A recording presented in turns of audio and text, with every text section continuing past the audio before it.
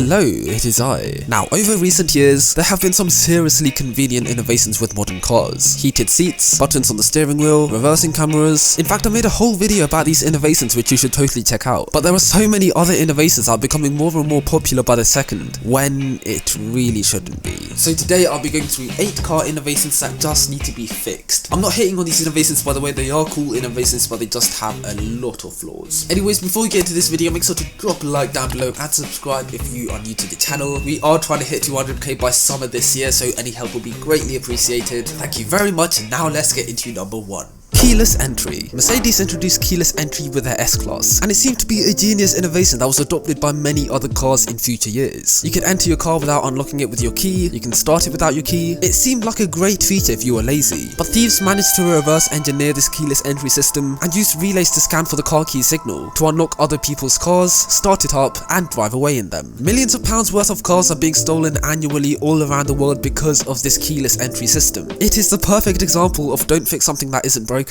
So a fix could be for manufacturers to provide an RFID blocking key box for all cars with keyless entry. I mean, sure, you can buy them off places like Amazon or eBay for pretty cheap, but the average car owner doesn't know about the fact that thieves can steal your car like this. So car manufacturers really need to warn these new car buyers about thieves that can steal your car like this. Or another cheaper solution could be to just bring back normal car keys, because let's be honest, what was so bad about these anyways? Tesla's Autopilot. Well, this is going to trigger a lot of people. The idea behind Autopilot is very cool. It's an absolutely brilliant concept, a great stepping stone for Tesla and other car manufacturers to eventually move on to fully automated self-driving cars. But because of Autopilot, some Tesla owners do really stupid stuff like casually using their phone, sitting on a different seat, or even sleeping whilst the car is driving. And so Tesla does make you rest your hand on your steering wheel if you want to use Autopilot, but people come up with these weird hacks to confuse the system, like putting their phone on the steering wheel. So my fix for Autopilot is for Tesla to integrate an internal camera facing the driver's face, something that scans their eyes to make sure they're looking at the road. And if they look away from the road for anything longer than 5 seconds, then it plays this warning chime to remind the driver that they are an idiot and they need to look at the road. Now, so having a camera that scans your eyes is easier said than done, but Tesla have sophisticated cameras and sensors around the whole car, which help Autopilot to work. So at least we know that it is possible for this sort of technology to be put into place. So as cool of a concept as Autopilot is, Tesla really need to work on making the system idiot-proof before they can transition to fully automated cars with no steering wheel. Fake exhaust tips. Now, a lot of people get triggered by the exhaust tip of the Audi RS6, but that doesn't really bother me, because at least the exhaust does actually exit through those tips. But what does bother me is when companies like Mercedes put these chrome pieces in the shape of an exhaust pipe on the back of a standard C-Class, when the real exhaust is hidden. It just looks so cheap. Manufacturers say they do this to make the car look more aggressive and sporty, and though it can sometimes look more sporty, it's just so embarrassing. So I advise these car manufacturers take a look at what Elon Musk did with the Model S. The standard Model S of course has no exhaust tips, and gives the car a clean, subtle aesthetic. But with the Model S that hit the Nürburgring, Tesla made the car look super aggressive with just a diffuser. No exhaust tips in sight, yet look how menacing it looks. So to any car manufacturers thinking of putting fake exhaust tips onto their new car, burn the fake tips and just give it a diffuser. There would be more people hating fake exhaust tips than loving it. So stay away from the controversy and just get rid of the fake tips. Piano black trim. Piano black trim can look good. In fact, I'd say it does look good. But the way I see piano black trim is like the way you see that pretty girl or boy at your college or school. She may look nice whenever you bump into her in the corridors, but once you eventually make a move and get to know her, you realise that she just isn't it. Just like that, piano black trim may be attractive in the dealership, but the more you live with it, the more you realise just how annoying it can get. However, some manufacturers like Rolls-Royce do actually have good piano black trim, but their stuff is much higher quality, meaning it lasts longer and stays looking good. But high quality stuff like that wouldn't be available in the average consumer car like a C-Class. Honestly, I don't think glossy surfaces belong inside of a car if it's cheaply made. It's prone to fingerprints, scratches, it can glare light into your eyes, and sometimes it just doesn't look that good. Large infotainment screens. Everybody knows that it's both illegal and very dangerous to use your phone whilst driving, let alone look at any sort of screen that's out of your sight. So why are car companies implementing these huge screens onto the dashboard of the car which the driver has access to? Yes, it's not as bad as having a phone in your hand, but a screen is still a screen, and it's especially dangerous when it's out of your eyesight. I mean, a Tesla Model 3 owner was pulled over 2 years ago because a cop thought his center console screen was modified by the owner, and I don't blame the officer. It literally does look like an iPad been stuck to the dashboard. Now I'm not gonna lie, sometimes these screens can look pretty good. Tesla Model S and X being great examples. It looks like it really does belong there. So I hope manufacturers can keep this large infotainment screen in future cars, but make it so that drivers can't access it whilst driving, to minimize the risk of getting distracted, which could result in a crash. Coupé SUVs. Now I'm not one of those people who hates SUVs. In fact, I completely see the appeal in them. I'd love to own a new shaped G-Wagon or Bentley Bentayga one day, but what I don't get are SUVs that manufacturers call coupés. Mercedes made the GLC, which is a pretty nice little SUV, and then they decided to make the GLC Coupé, which is literally the same car but with a sloping roofline. Now sure, it may look much nicer than the original one, but at the end of the day, it's still an SUV. The word coupé and SUV should never go hand in hand. It's either one or the other. And it's not just SUVs that have this problem. Saloon or sedan cars are just as bad. And again, Mercedes are the worst contender with their AMG GT63S. They call this a 4-door coupé when it's literally just a saloon version of the AMG GT. It has 4 doors, it's not a coupé. Back in my day, which is 2002 because I'm young, coupés were cars with 2 or 3 doors with a fixed roof and sloping rear. For example, the Toyota GT86 is a coupé. The Nissan Silvia is a coupé. And though my car may look a little bit like a hatchback, by technicality, that is a coupé too. So I hope cars go back to their old terms instead of this whole 4-door coupé SUV coupé nonsense. Lack of driving pleasure. The average road user would prefer a refined car to a slightly more hardcore car that a typical car guy would prefer. And because of this and the evolution of technology, despite modern cars receiving more power, they're also becoming more and more refined. And though I do love me a refined car, it's not to everybody's taste, especially to car guys. I mean, we all live in a time when manufacturers care more about performance than they do driving pleasure. Hence, hot hatches like the A45 and Audi RS3 only come in automatic and weigh the same as a 6.3 litre V12 LaFerrari. Hot hatches used to weigh less than a ton, and now they're heavier than hypercars. And supercar companies like Ferrari are making their engines smaller and giving them turbos, instead of keeping the passion, soul and music that a naturally aspirated 458 gave you. Now yes, a lot of these changes are due to emission laws and helping the environment, which I'm fully respectful for. Climate change is real and we need to start making changes to combat it. But it's pretty sad that we're going to lose the driving pleasure that you'd get from driving some of these older cars. Jaguar steering wheels. Okay, now this is just an additional one I added because it slightly grinds my gears. With most cars, the steering wheels are symmetrical and turn fluently, which looks very nice. However, with certain Jaguars like the F-Type, you can tell that the steering wheel isn't exactly symmetrical. You can clearly see that the top semicircle is much bigger than the bottom one, and with the pivot point being on the center of the whole wheel, the airbag section turns in a slightly jagged way, which really messes with my OCD. So Jaguar designers, if you are for whatever reason watching this video, please make the middle of the steering wheel symmetrical. It looks a lot nicer and it will actually make me want to buy the car more. And that is the end of the video. Now just before you guys go, did you know that over 60% of you guys watching right now are not subscribed? Nearly 60%! I know! So if you're one of them, then make sure to join the family down below and subscribe to the channel. Make sure to like this video too if you enjoyed this one. Comment down below any other future videos that you want me to make, and I will catch up with you guys very soon. Until next time, have a good one guys, stay safe, stay inside. Until next time,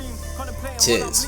I never stacked lots, bro was in that trap moving crack rocks. I was bunking off school meeting mummy next to trap spots. And bro, she never had a clue, Jid, I don't wanna be like me, cause I just wanna be like you.